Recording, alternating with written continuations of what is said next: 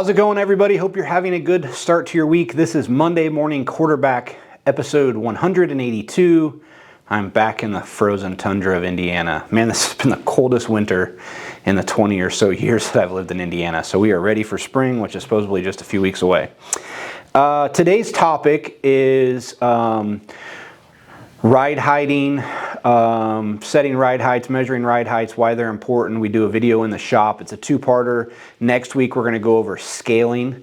We're doing it with Hudson's Micro, but this information we're giving would go across the board, micro, midget, sprint cars. So before we jump into that, we have a couple questions that have came in, and we always like to start off the video answering those.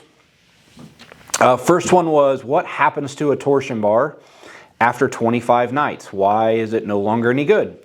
So a couple things there. One, a torsion bar or a spring, it basically has a yield point where the closer you get to that, the closer you're getting to damaging it. A lot of times on a spring, it's like at the point of coil bind. On a torsion bar, it's roughly 30 degrees of twist.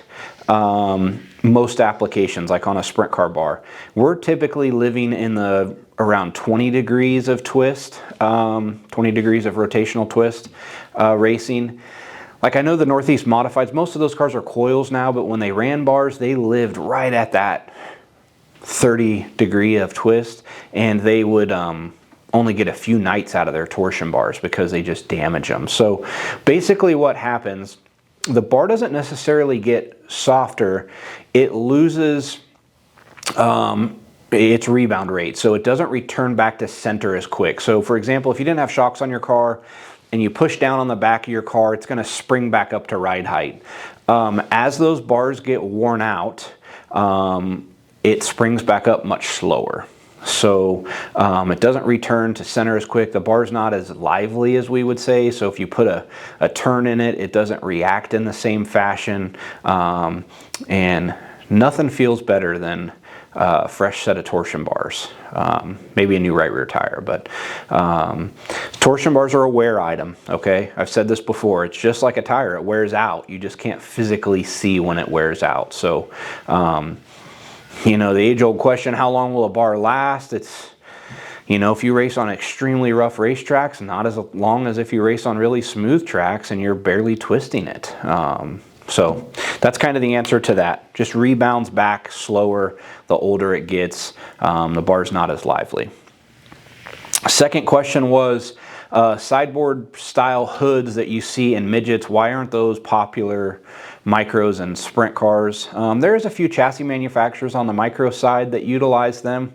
I think why you don't see them on the sprint cars is the way a midget engine sits in the car laid on its side. It makes it really easy to get that center very low and create a sideboard style effect. Where on a sprint car, you can't get that hood low because of the injection and the air filter. So it's really hard to have that wedge kind of effect hood like on a non-wing sprint car like you'd see on a midget. I would say that's probably the biggest reason why you don't see it. There is some aero advantages to that style hood, especially, you know, non-wing racing, but I don't think you could pull it off with a sprint car the way the engine sits in the car compared to a midget. So that's it.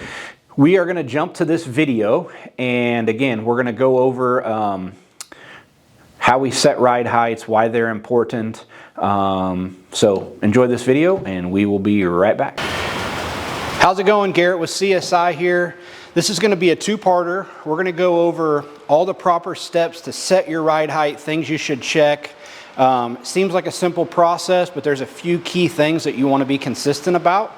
And then part two, which will be next week, we're going to dive into scaling and everything that you should be looking for when you do that, why we scale, and scenarios where we actually wouldn't scale. So the first couple things we're going to do, when you get the car on the ground, you've already blocked it while you had it up on stands.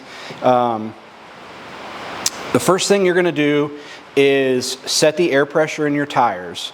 Now, it's really important that If you were going to go back and do this week to week and you're looking for consistent ride heights, that you use the same size tires. So we actually have a set of old wheels that we just leave in the shop, and we set all the cars up with these wheels and tires. That way when we're setting ride heights, it's very consistent.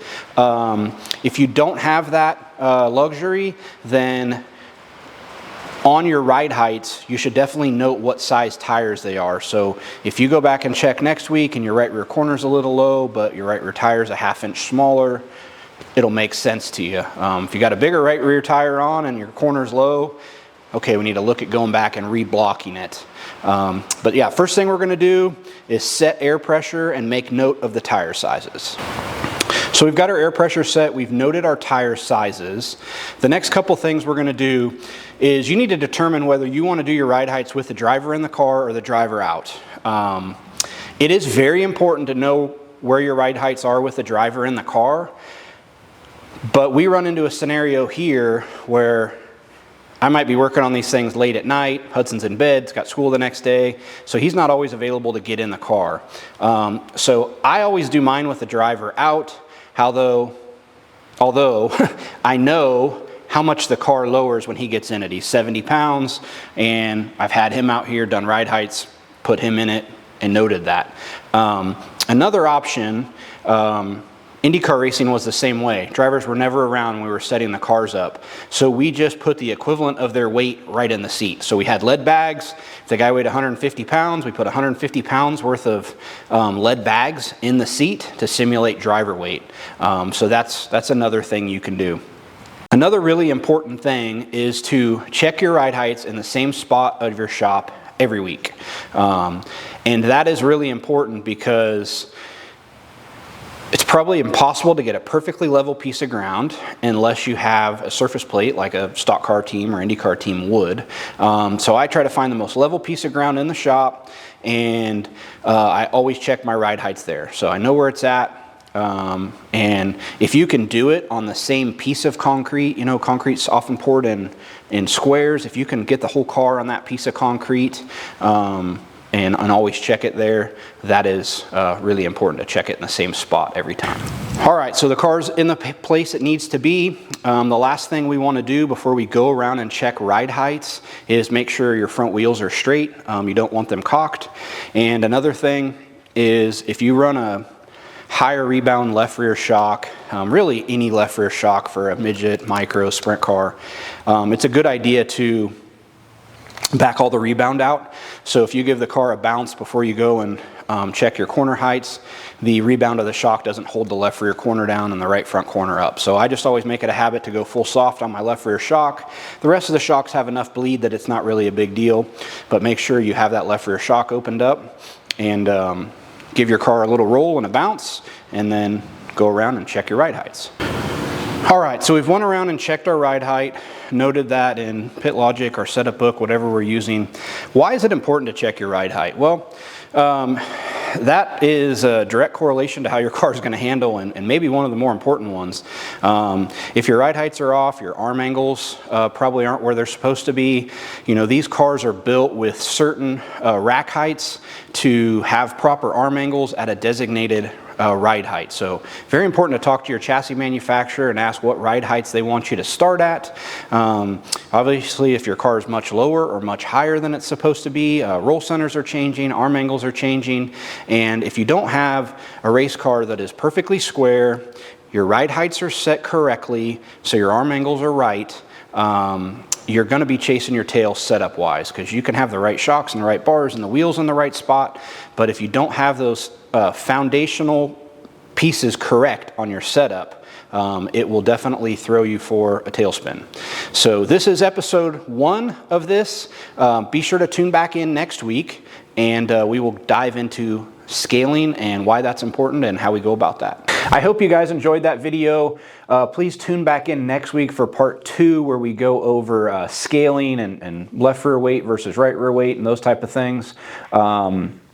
As always, if you're watching on YouTube, like and subscribe. It's totally free. Doesn't cost you a thing. We don't bombard you with email. I don't even think we get your contact info if you subscribe. It just helps us out and get these videos out to more people. So hope you all have a fantastic week, and maybe we'll see you at the racetrack soon.